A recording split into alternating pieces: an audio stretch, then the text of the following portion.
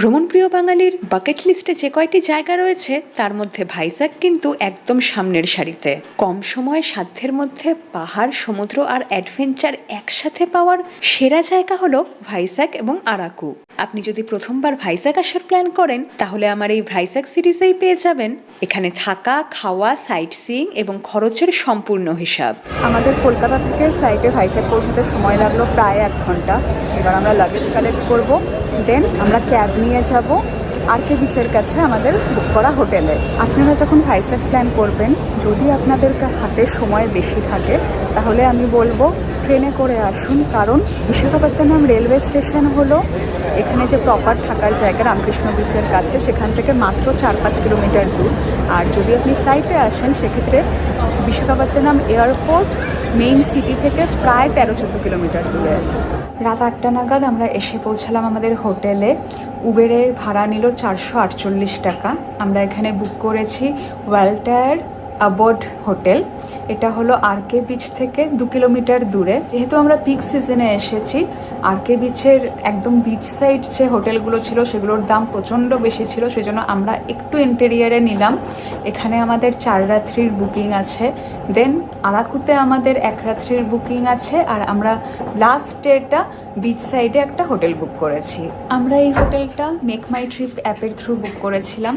4 রাত্রির এখানে কস্ট পড়ছে 792 রুপিস। চলুন এবার আপনাদেরকে রুমটা দেখিয়ে দিই।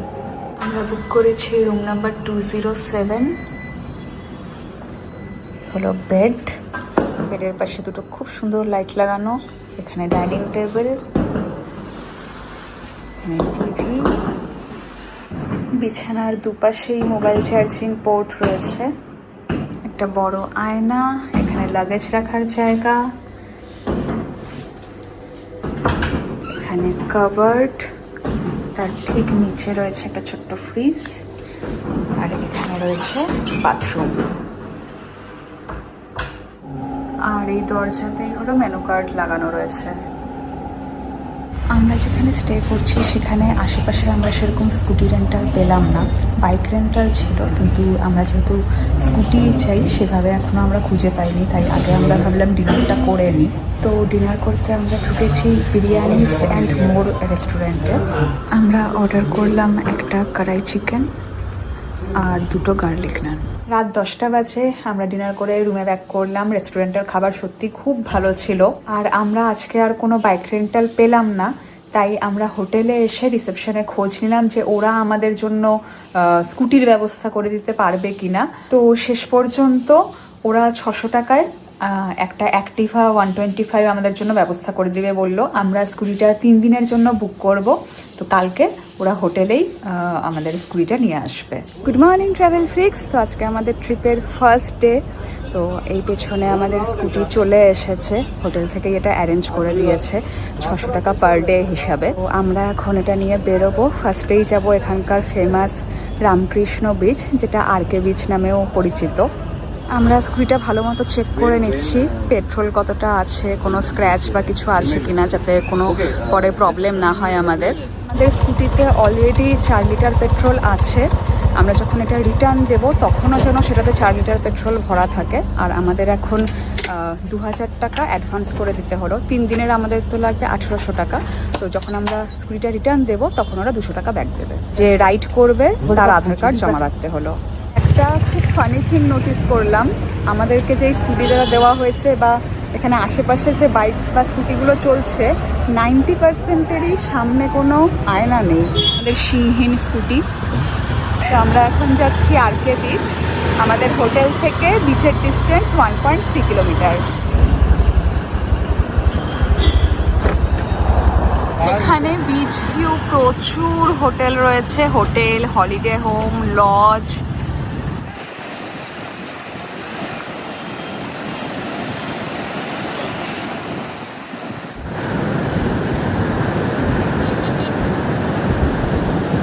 আমরা এখন একটা ক্যাফে খুঁজছি ভালো, যেখানে ব্রেকফাস্ট করা যায়।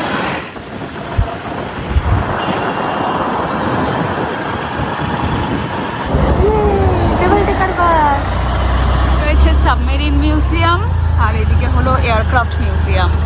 এগুলো আমরা পরে এসে ঘুরবো, কারণ সাবমেরিন মিউজিয়াম হলো সানডে বাদ দিয়ে বাকি দিনগুলোতে দুপুর 2টোয় খোলে।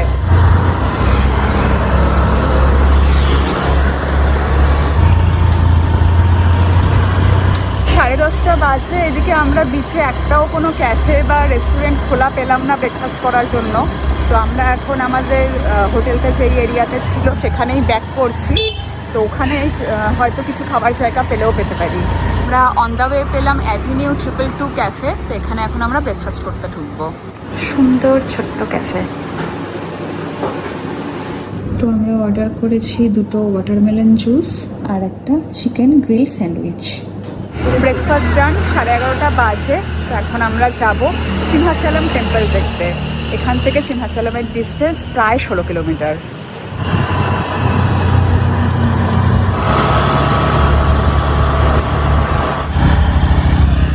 গুগল ম্যাপ ধরে আপনারা ইজিলি মন্দিরে পৌঁছাতে পারবেন। 4 কিলোমিটার আগে একটা ছোট্ট টোল টাইপ আছে, ওখানে এন্ট্রি ফি দিয়ে ঢুকতে হয়। বাইকের এন্ট্রি ফি হলো 10 টাকা।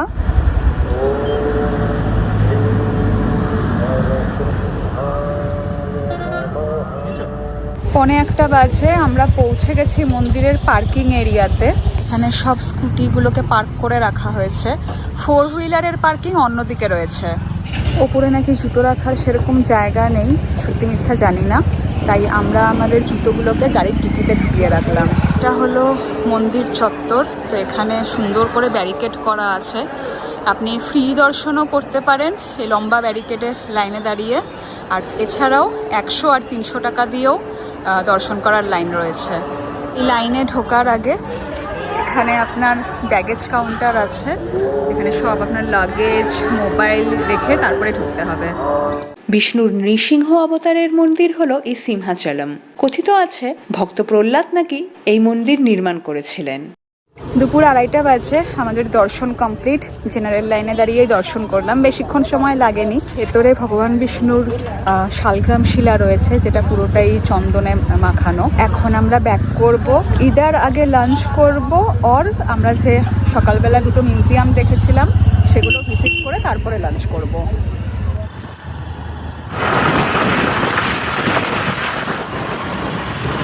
বিকেল 3:30 বাজে।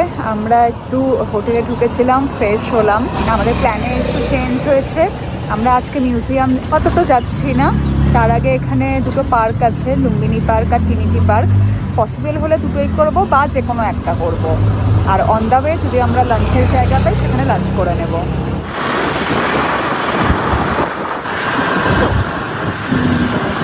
তো আমরা এখন এসেছি লুম্বিনী পার্ক। এখানে এন্ট্রি ফি হলো পার হেড 10 টাকা আর স্কুটি পার্কিংয়ের জন্য 5 টাকা দিতে হলো।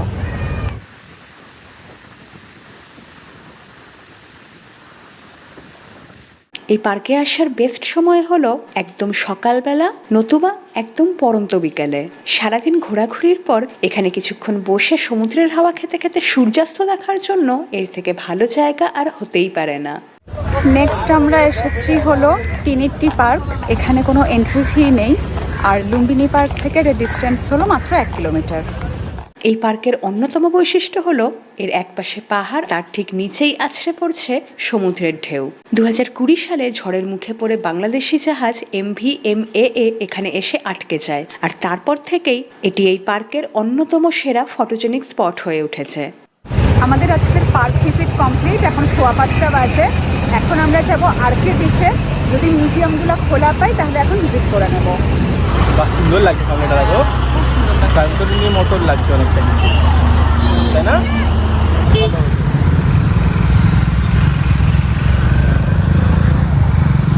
রাত 15টা বাজে। আমাদের প্ল্যানে আবার চেঞ্জ হলো। মিউজিয়াম দুটোই আমরা বন্ধ পেয়েছিলাম কারণ আজকে দিওয়ালি, তো ওটা 4টার সময় বন্ধ হয়ে গেছিলো। তো আমরা আবার হোটেলে ব্যাক করলাম, রেস্ট করলাম। তো এখন বেরিয়েছি ডিনার করতে। আমাদের হোটেলের একদম পাশেই রয়েছে ফ্লাইং স্প্যাগেটি রেস্টুরেন্ট, সেখানে এখন আমরা ডিনার করতে ঢুকেছি। আমরা অর্ডার করলাম একটা মেক্সিকান রাইস চিকেন, একটা আই অফ দ্য টাইগার আর একটা মোহিতো। আমরা ডিনার করে রুমে চলে এসেছি। এই রেস্টুরেন্টের খাবারটা খুবই ভালো ছিল। আজকে আমাদের আর কোনো অ্যাক্টিভিটি নেই, তো ভিডিও এখানেই এন্ড করছি।